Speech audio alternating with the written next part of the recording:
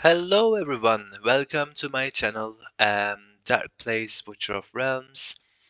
And in today's video I would like to talk about lords, and specifically epic lords. Epic lords only.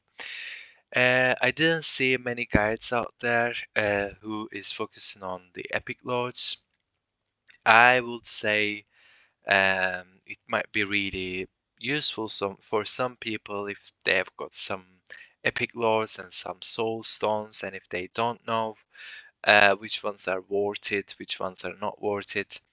So let's start. Let's start with the Watchguard faction and with Ain, who is, I think, um, an interesting champion. When you have a look at the kit, right?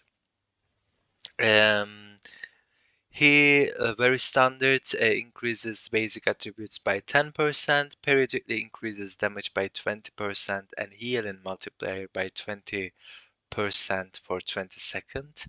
The more functional there are on the team, the more frequently it takes effect. This is worded a bit interestingly. Does it only affect himself or his faction? This second effect? I don't know.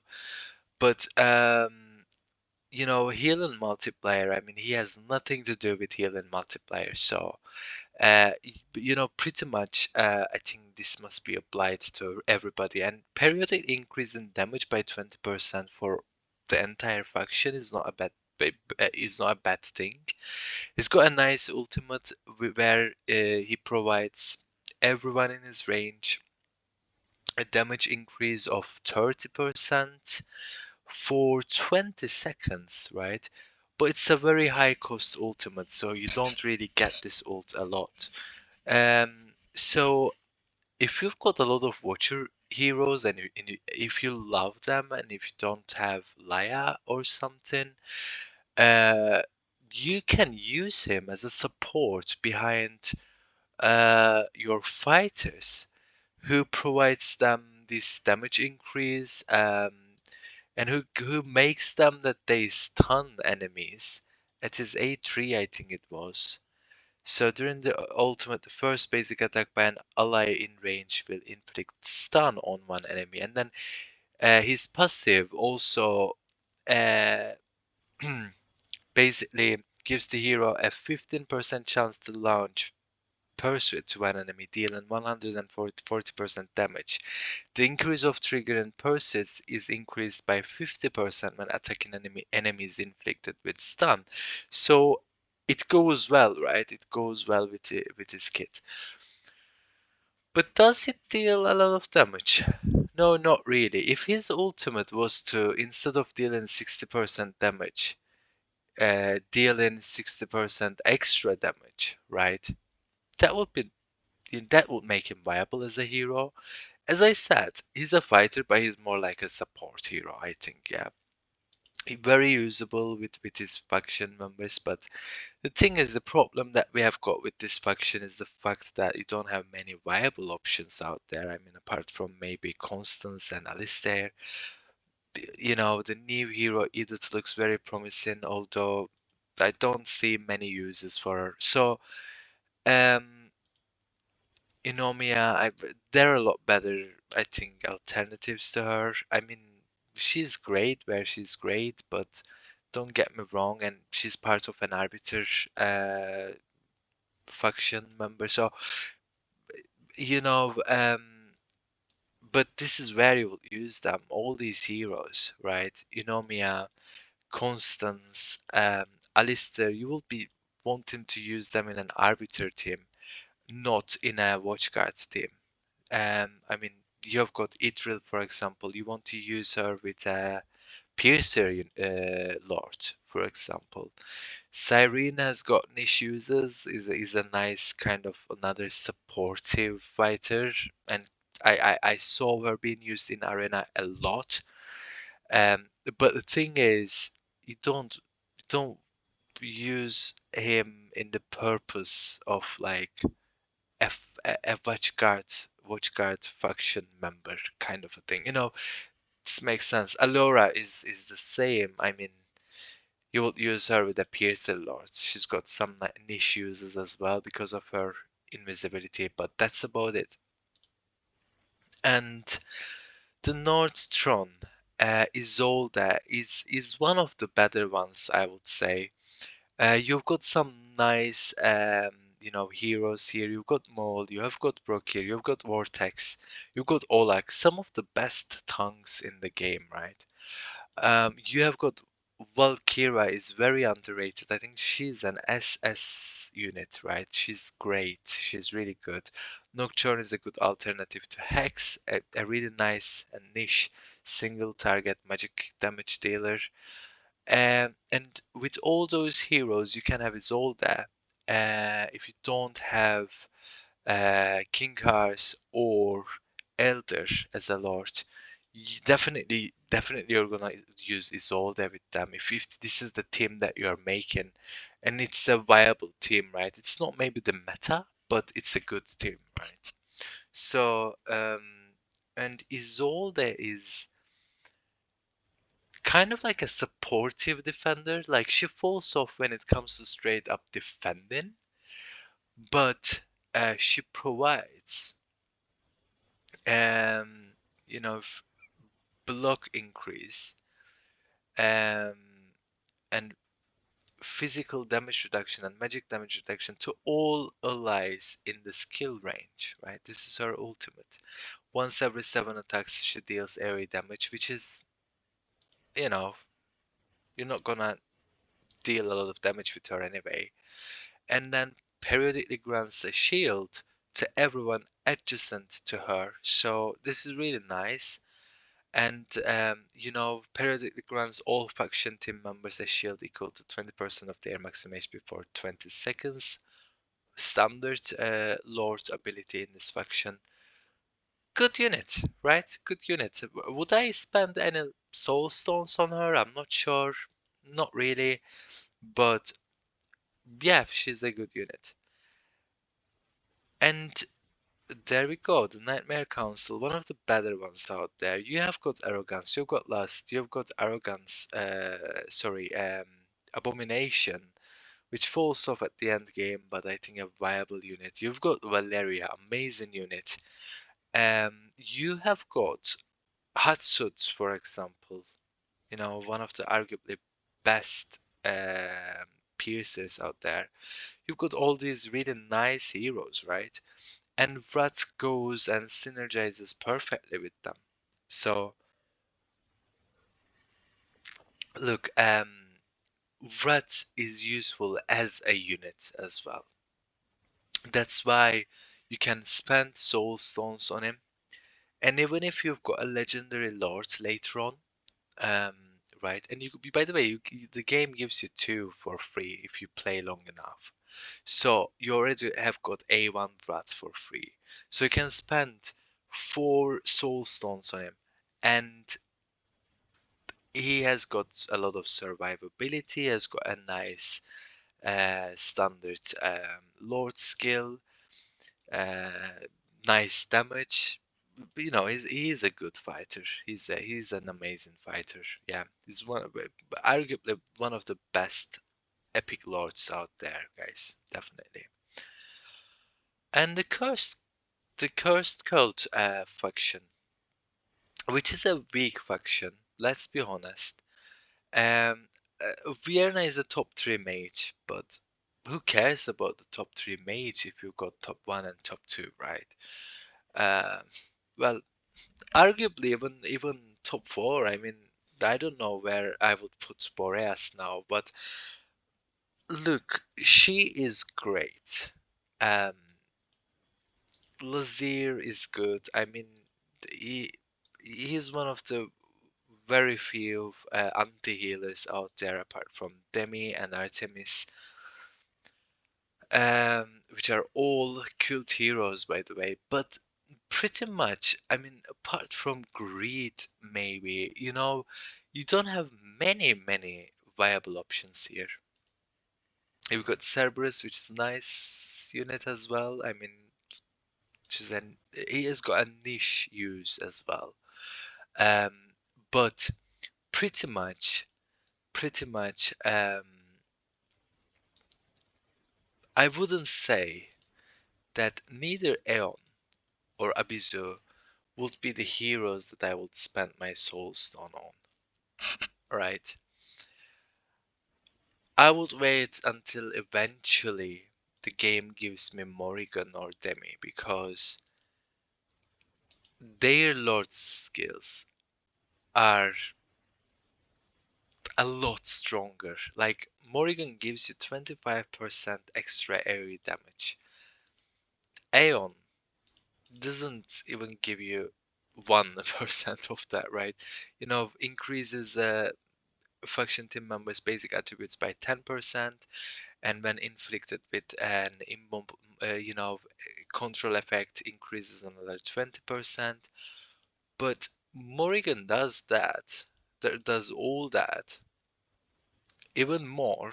15% basic attributes, 30% damage increase on control effect applied enemies, and on top of that 25% extra AoE damage.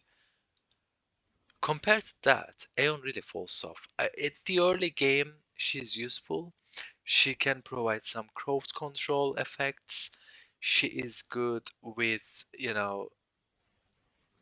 as an alternative lord to this cult faction. She gets the job done at the early stages of the game, but later on she falls off, right? She really, really falls off. So Abizu as well. I mean, all that she has got in her kit is to deal area damage, and arguably, I don't think she is dealing that much either.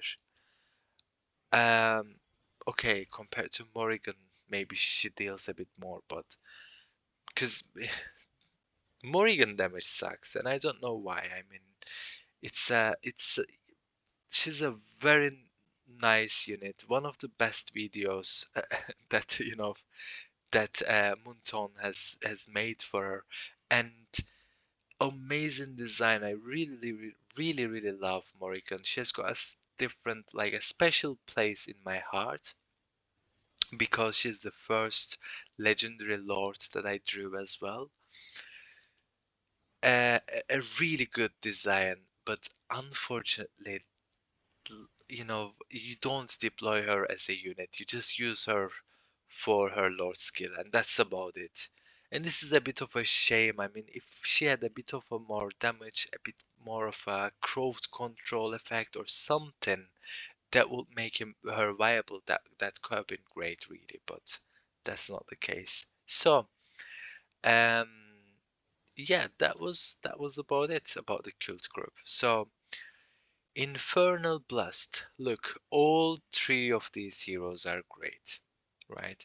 Pyros is a hero I would spend my soul stones on. Yes, if I am lacking a legendary twin field, a soul cadence or twin field, a legendary infernal lord, I would, yeah, definitely do that because she, all that he does is to give the support to increase the damage that you're doing on one enemy.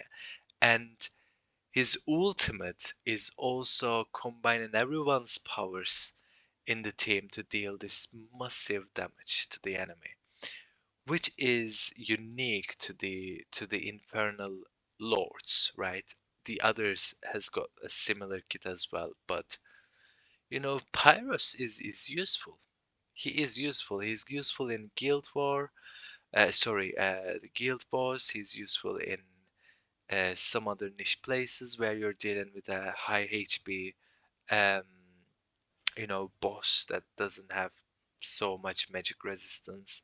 You know, pretty much a very good hero and one of the best, you know, factions out there as well with Setram, with Zilitu, with Hex. A great hero, a great hero. And now we have got Lunaria and Arasha. Okay, Lunaria you will almost never deploy as a unit. She's nice to have because gear rate 3, if you don't have a Russia, you will need at least Lunaria at some point. I've seen some videos people not having any lords, any piercer lords, still managing to do gear rate 321, but the units must be too they all must be A5 or something to be able to achieve that, I suppose. You need to have the perfect build for them and everything. But getting at that stage, you need to farm a lot of gear rate 3. And for that, you need a marksman. And, just because she provides that, range increase and that nice 10% stat increase, compared to Arasha, it's not as good, but it still gets the job done. And I would rate her really high just because she is a piercer lord, but just use her at level 1. You will almost always never use her and deploy her and try to deal damage, apart from maybe in guild boss. You know, you're maybe you have got a supportive set, gear set on her, and you're deploying her time to time, and then when you're deploying her, you want her to deal a bit of damage as well. Meanwhile, something like that. But you definitely not need to have her awakened or something, right? Definitely not, guys.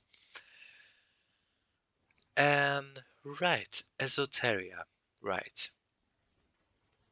You have got Comet, you have got Boreas, you've got Talon, you have got Elovine, which is not even arguably, is the best healer, right? Period. She's the best healer out there. You've got all these really nice heroes going on.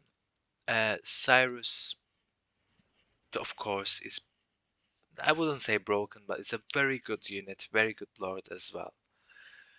But let's say you've got all these really nice heroes. You've got a viable esoteric team, and you have got Raiden. The only lord that you've got is Raiden. Do you commit on Raiden? Well, the answer that I'm gonna give you is surprising, but I would say yes. Yes, because he has got damage potential, AoE damage potential. He is useful. Um, he has got you know a sort of like a weak version of the other lords has got in the faction, but useful, still useful. Um, Very nice unit, and as an unit itself can also deal some damage, can also deal some area damage, right? Especially with the ultimate. Um, because for a long while, actually, I would say, how much is it? 7 for 10 seconds. Um,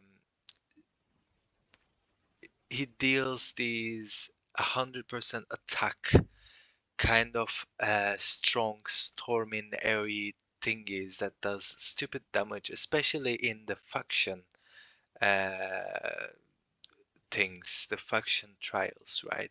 So yeah, I mean he's a good unit.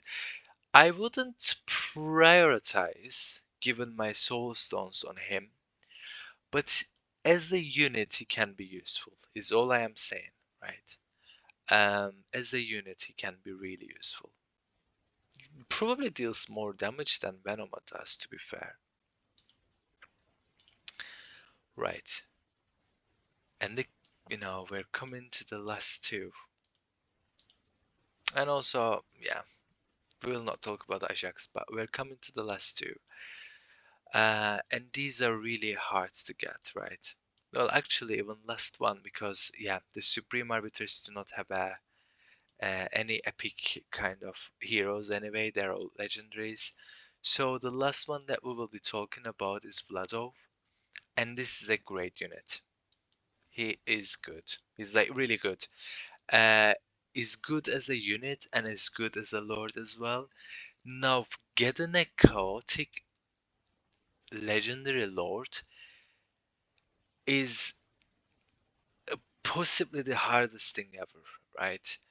They don't do any banners easily, either on Gun or Valderon. I don't see a reason for them to do that. Either they, these heroes should be really difficult to get anyway, but having at least Vlado can give some sort of boost for your chaotic units. And you have got nice units as well. You've got Ardia, you have got Valeria, you have got um, Sargak. I mean, Sargak is amazing. There are some really nice. You have got Uridin, guys. A really good unit, a very good unit. Um, so you've got all these heroes. So, and if you don't have Gun or Valderon, uh, and if you're having Vladov, of course this is a no-brainer. Like you're gonna use him, but he's also one of the fewer ones, similar to Wrath, that you can deploy and use, and he will be viable as well. So this is one of them heroes that I would prioritize putting my soul stones as well. Maybe after Wrath, or something, but or arguably maybe after Pyros as well. But yeah, I mean, amazing unit. He's got bleed. He deals some really nice damage. He deals 75% damage to one enemy two times. Uh, Converts his HP into attack. Um, Continues to lose damage.